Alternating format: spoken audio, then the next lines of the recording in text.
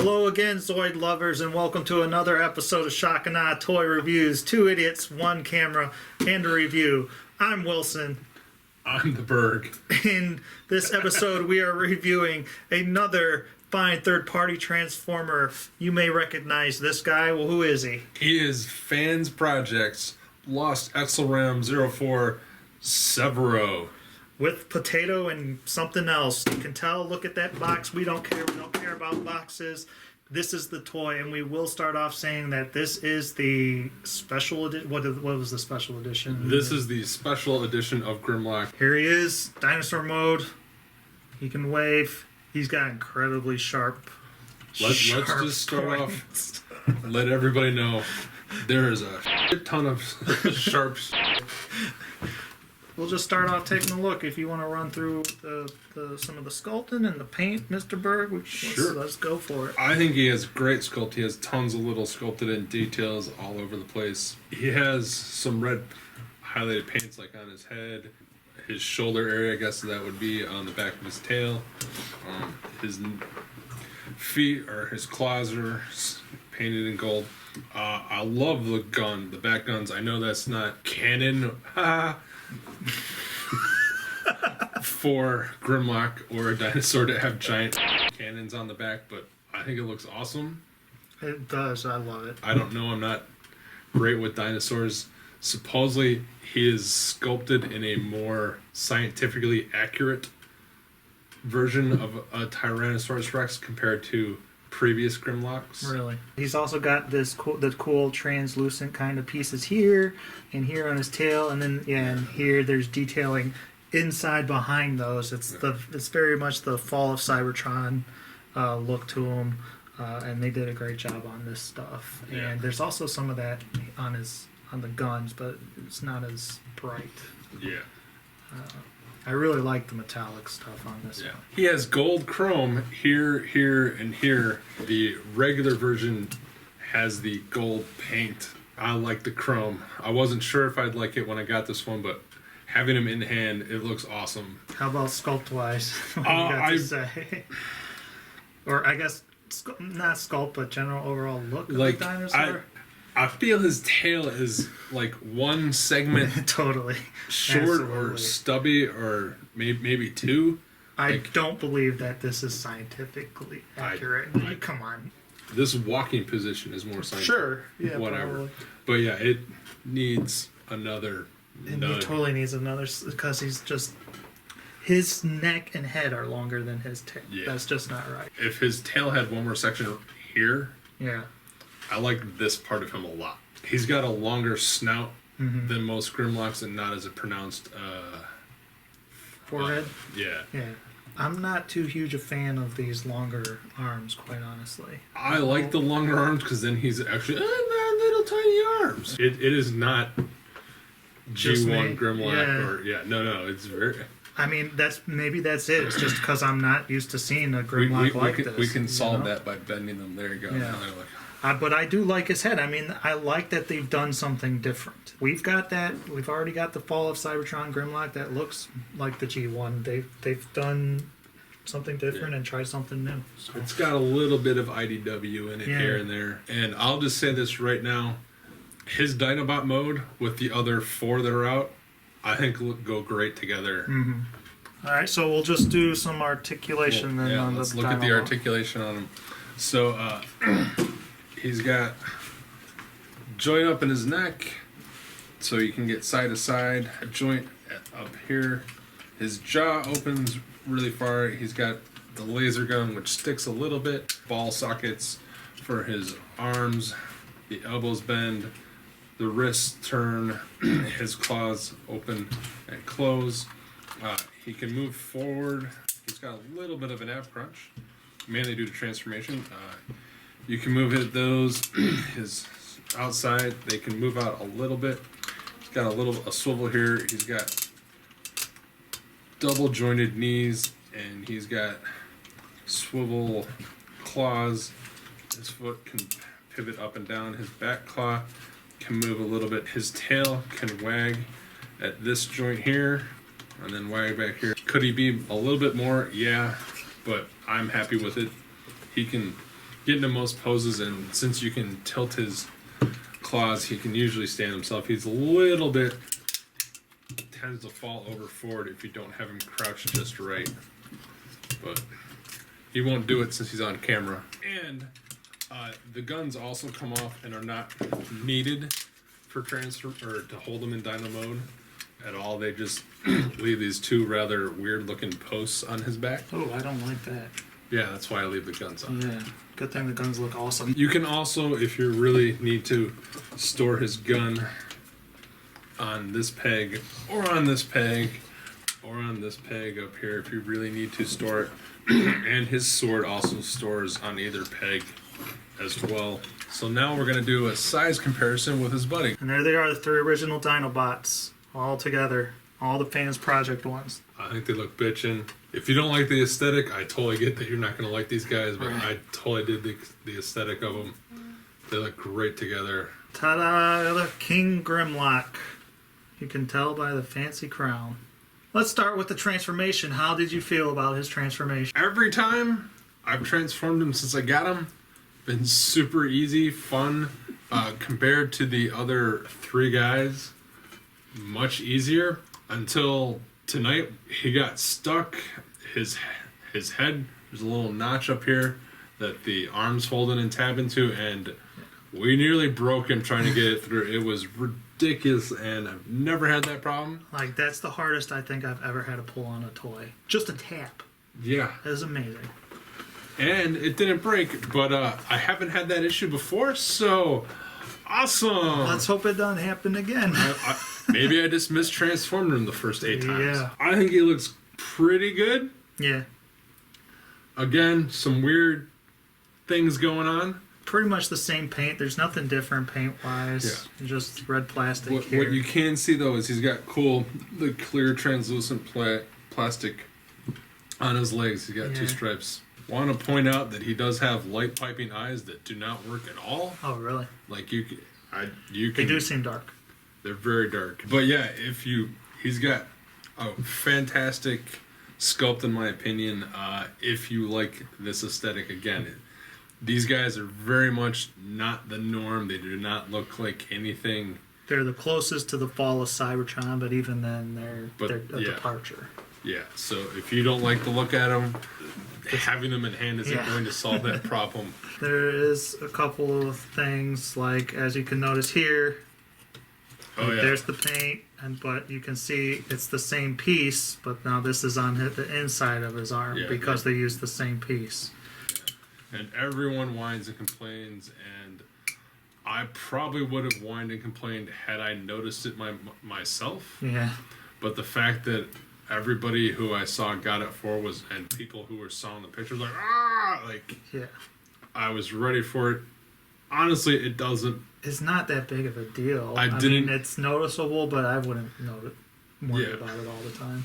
Now for some articulation on him. So he's got a ball joint head. He's got start of a problem. You can move his shoulders up and down, but this joint here, we'll get to that, doesn't help at all. Biceps, he's got double jointed elbows. He's got wrists. All 4 fingers are one hinge, so you can move them in and out. He's got swivel waist. He does have a little bit of an ab cruncher, which is nice. This will make Wilson happy. He's got ratcheted hips this way, ratcheted swivel thighs, and he has ratcheted in and out. Oh, yeah. Hard ones, too. Yeah. Yeah. He doesn't get a lot of range doing the splits, but who cares? That's Grimlock. And he can do a little under 90 degrees knee bend. His foot is on a ball joint that's on the end of this pivot down here, which is also ratcheted, so you can move his foot in all kinds of crazy positions that you need it to. He can get in almost pretty much any Grimlock pose you want him to. He comes with some cool. Well, this one does. He comes with some cool. This one has cool accessories. He comes with the crown, which is insanely sharp itself. Yes. Both versions come with awesome red and black, clear red sword. He can hold his sword really well. No issues holding it. The one issue, of course, is that he's got this giant spike on his wrist. So if you can't have him hold it straight out. That's a common Transformer issue. Then he comes with his regular Grimlock blaster, the two-barreled awesomeness, which the Galaxio launcher, I think it's called. Yeah, sure. Then he becomes, I wish I was a Masterpiece toy, because even though there's a channel in the back of his hand and there's a ridge on the back of the gun handle on both sides, it doesn't actually do anything. Like, it doesn't slide into it. I think the ridge is either too small or I don't know. Like, no matter how tight you do it. Yeah. Nope. He's not holding on to that. Funny thing, they put a screw hole down at the bottom right here. Yeah. And he's got a spike on his hand. And if they had literally just moved the screw hole over a little bit, they could have lined that up to help him hold it, but no. He also comes with his two giant cannons that go on the back of him. They have cool flip-out little handguards, and then for some reason, I can't tell you why. Wow. They also have pegs so you can plug him in on his shoulders. They also have some slots back on his dino arms and ridges, so you can slide them on the back here. He looks awesome. Now he can look totally badass.